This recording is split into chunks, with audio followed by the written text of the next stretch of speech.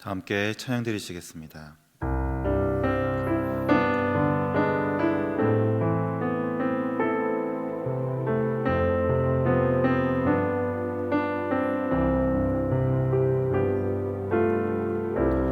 내 안에 사는 이 예수 그리스도니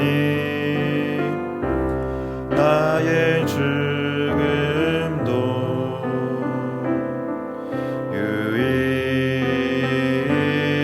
유익함이라. 내 안에 사는 이 내 안에 사는 이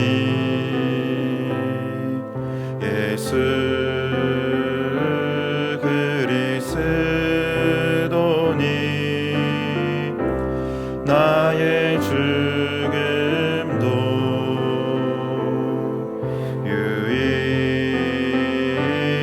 유익함이라. 나의 왕 내 노래 내 생명 또 내 기쁨 나의 힘 나의 검 내 평화 나의 주 내 안에 사는 이 예수 그리스도니 나의 죽음도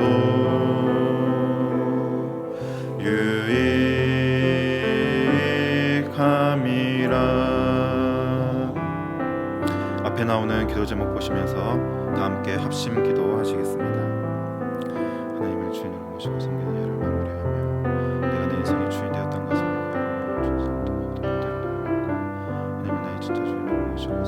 하나님을 주인으로 모시고 섬기는 예를 마무리하며 내가 내 인생의 주인 되었던 것을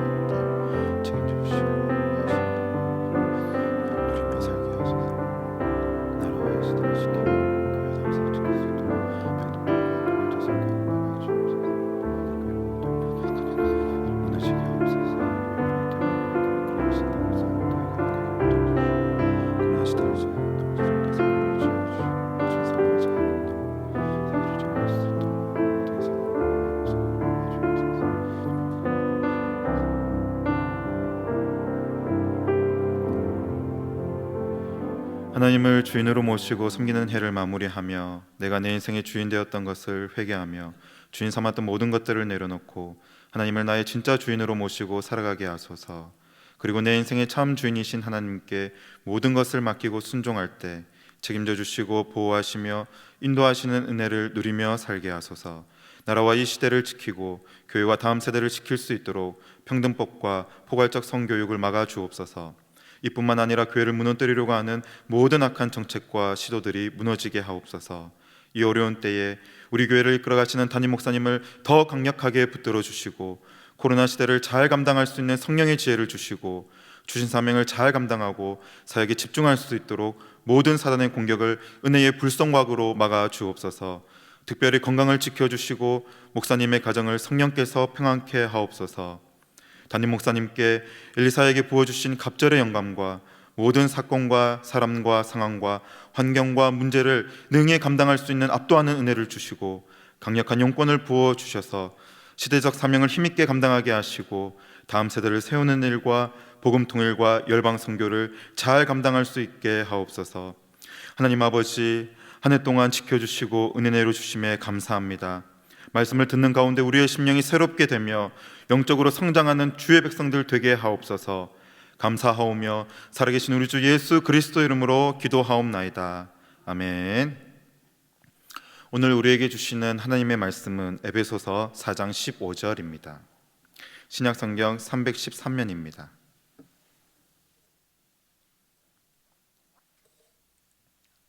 신약성경 313면 에베소서 4장 15절 말씀을 다 함께 읽겠습니다.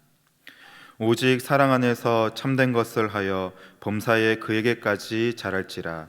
그는 머리니 곧 그리스도라. 아멘.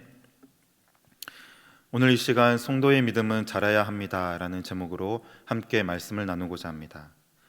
이 시대 지성을 대표하는 석학이자 전 문화부 장관 이어른 교수가 87세의 노령의 나이에 한 언론사의 인터뷰에서 다음과 같은 말을 하였습니다. 옛날엔 나는 약하니 욥 같은 시험에 들지 말게 해달라고 기도했지요. 지금은 병을 고쳐달라는 기도는 안 해요. 역사적으로도 부활의 기적은 오로지 예수 한 분뿐이니까. 사형수도 형장으로 가면서 물 웅덩이를 폴짝 피해가요. 생명이 그래요. 흉악범도 죽을 때는 착하게 죽어요.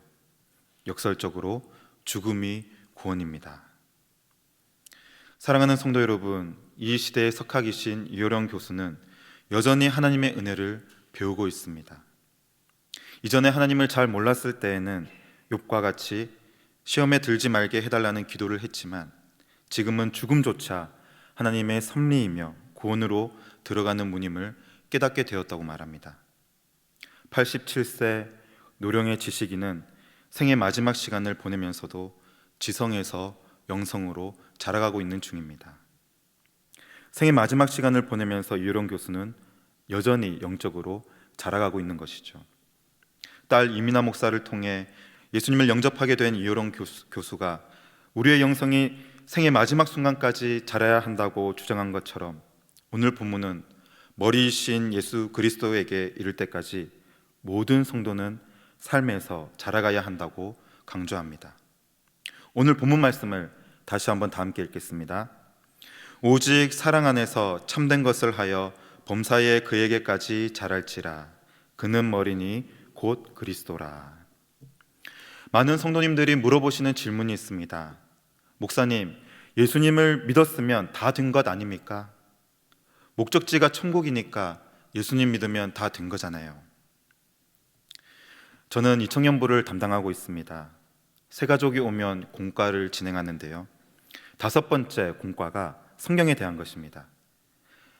앞에 있는 새 가족 청년에게 2가지 핵심 내용을 자주 가르칩니다. 첫 번째, 성경은 어떻게 성도가 구원을 얻을 수 있는지 알려주는 책이며, 두 번째, 성경은 구원을 받은 성도가 이후에 어떻게 신앙생활을 해야 하는지 알려주는 책이라고 소개합니다. 그리고 쉽게 나름대로 이렇게 표현합니다. 우리는 예수님을 믿고 하나님의 말씀을 따라 구원을 얻습니다. 구원 얻는 것이 최종 목적이고 전부라면 예수를 믿은 모든 사람들은 예수님을 믿은 즉시 천국에 가는 것이 가장 좋겠죠. 그런데 왜 계속해서 우리에게 이후의 삶이 이어질까요? 한번 질문을 던져봅니다. 답은 무엇입니까? 예수 믿은 후의 삶, 그것을 4글자로 신앙생활이라고 하는데, 이 예수 믿은 후의 삶을 계속 살아가야 하기에, 그래서 그 방법도, 신앙생활을 어떻게 해야 되는지 그 방법도 성경이 알려준다고 새가족 청년에게 설명합니다. 무엇을 말하는 것입니까? 믿음이 끝이 아니라는 것입니다. 성경은 믿음 이후에 성도에게 새로운 삶이 시작된다고 말합니다. 예수님 안에서 다시 태어났습니다. 이전과 전혀 다른 새로운 인생을 살아가게 되는 것이죠. 처음에 믿기 시작할 때는 영적으로 아기와 같습니다. 영적 유아기가 있습니다. 그런데 우리가 꼭 기억해야 할 것은 이 믿음이 마지막 종착지가 아니라는 것이지요. 믿음은 오히려 시작입니다. 영적 유아기에는 믿음으로 시작하지만 그 이후의 삶을 우리가 살아가야 하는 것이죠. 믿음 이후의 모든 면에서 날마다 우리는 자라가야 합니다. 히브리서 5장 12절에서 14절 말씀을 다 같이 한번 읽어보겠습니다. 때가 오래므로 너희가 마땅히 선생이 될 터인데 너희가 다시 하나님의 말씀의 초보가 무엇인지 누구에게 가르침을 받아야 할 것이니 젖이나 먹고 단단한 식물을 못 먹을 자가 되었도다. 대저 젖을 먹는 자마다 어린아이니 의의 말씀을 경험하지 못한 자요 단단한 식물은 장성한 자의 것이니 저희는 지각을 사용함으로 연단을 받아 선악을 분별하는 자들이니라. 히브리서 말씀은 믿은 지 오래된 사람은 마땅히 선생이 되어 누군가를 가르쳐야 한다고 강조합니다. 그런데 당시 히브리서 수신자들이 예수 그리스도를 믿은 지 오래되었음에도 불구하고 이 세상의 핍박과 고난 때문에 다시 유대교로 돌아가려는 상황이 발생했고, 그래서 이 히브리서 저자는 어이가 없어 하는 것이죠. 그래서 안타까운 마음에 이렇게 외칩니다. 여러분은 하나님의 말씀에 대한 기초를 누군가에게 다시 배워야 할 것 같습니다. 여러분은 단단한 음식을 먹을 준비가 되어 있지 않으며 아직 젖을 먹어야 하는군요 라고 안타까워합니다. 당연히 젖은 어린아이의 몫이지요. 단단한 음식은 어른을 위한 것입니다. 믿음의 어른, 믿음이 장성한 자는 누구입니까? 성숙한 사람, 영적 훈련을 통해 선과 악을 구별할 줄 아는 그 사람입니다. 예수 믿은 연수가 오래되었다면 이제 웬만한 고난과 시련은 당당하게 맞설 줄 아는 것이죠. 이전에는 잘 몰랐던 약간은 어려운 신학적 내용도 말씀을 깊이 묵상함으로 잘 소화할 줄 아는 것입니다. 하나님을 욕하고 교회와 목회자를 비방하는 자들에게 그들에게서 교회와 목회자를, 우리 교회 담임 목사님을 보호할 줄 아는 수준에 이르러야 하는 것이지요. 그러나 남들이 다 하기 싫어하는 힘들고 어려운 봉사의 자리는 가장 먼저 자처하는 사람이 바로 믿음이 장성한 자, 영적 어른인 것입니다. 단단한 식물을 먹을 줄 아는 장성한 자는 지각을 사용할 줄 알고 수많은 연단을 통과한 사람임에 틀림이 없는 것입니다. 물론 나의 죄를 고백하며 예수님을 믿기로 시작한 그 회심부터 믿음이 장성한 어른이 되기까지 꾸준하게 믿음과 신앙이 매일매일 향상되는 것만은 아닙니다. 그 과정에 많은 기복이 있기 마련이지요. 앞에 나오는 화면의 그래프를 한번 보십시오. 오늘 하루의 삶은 이 그래프처럼 요동칠 때가 많습니다. 생각해보면 감사와 기쁨, 즐거울 때보다 힘들고 어렵고 눈물 날 때가 훨씬 더 많지요.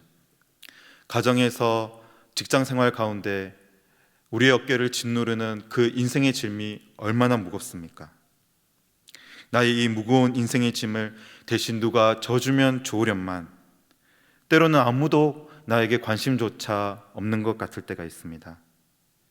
인생의 밑바닥에서 헤어나오지 못하는 것 같이 느껴질 때가 하루에도 수십 번이지요. 이렇게 하루의 삶만 보자면 요동이 많은 것, 요동이 큰 우리의 인생인 것 같습니다.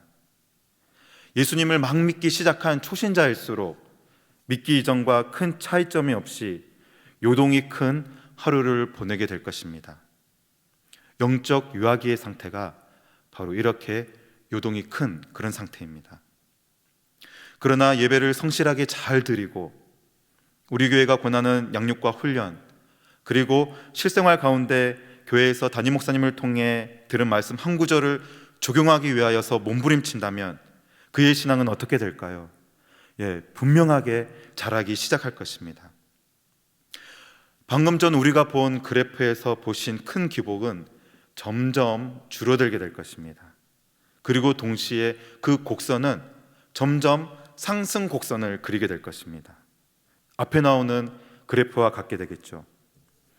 결국 모든 성도는 이어령 교수가 언젠가 이 그래프를 멀리서 보았던 것처럼 노년의 나이에 가장 멀리에서 87세의 인생을 조망하였던 것처럼 우리 모두도 아주 오랜 시간이 지난 후 나의 삶 전체를 조망하게 되면, 그래서 멀리서 전체를 바라보게 되면 하루의 기복은 점점 작아져서 보이지 않게 되고 이렇게 상승 곡선만 보이게 될 것입니다. 담임 목사님께서 지난 주일 설교 중에 믿음이 자라야 한다고 강조하셨습니다. 다니엘이 80세가 넘는 노년에도 신앙은 계속 자란 것과 같이 믿음의 유일성을 갖기 위해 양육을 받아야 한다고 하셨지요. 하나님의 총명한 사람 다니엘과 이 시대의 석학 이어령 교수가 노년에도 계속 자라기에 힘썼다면 저와 여러분도 인생의 목표를 영적 성장에 맞추어야 할 것입니다. 이제 말씀을 마치려 합니다. 사랑하는 성도 여러분, 올해 나의 영적 나이는 몇 살입니까? 지금은 1년 중 연말 연시에 해당하는 기간입니다. 자칫 잘못하다가는 세상에 휩쓸려 흥청망청하다가 눈 깜짝할 사이 새해를 맞이하게 될 수도 있습니다. 경각심을 가져야겠죠. 새해가 되면 육신은 또 한 살을 먹게 되죠. 육신의 나이는 많아지는데 영적 나이는 몇 살입니까? 새해를 어떻게 맞이해야 할까요? 마지막 한 달 동안 지혜롭게 새해를 준비할 수 있어야 할 것입니다. 단단한 음식을 먹지 못하고 젖을 먹어야 하는 영적 유아기에 우리가 계속 머물러서는 안 됩니다. 성도의 믿음은 자라야 합니다. 우리는 믿음이 끝이 아니라 믿음을 가지고서 지속적으로 양육받고 훈련받아야 합니다.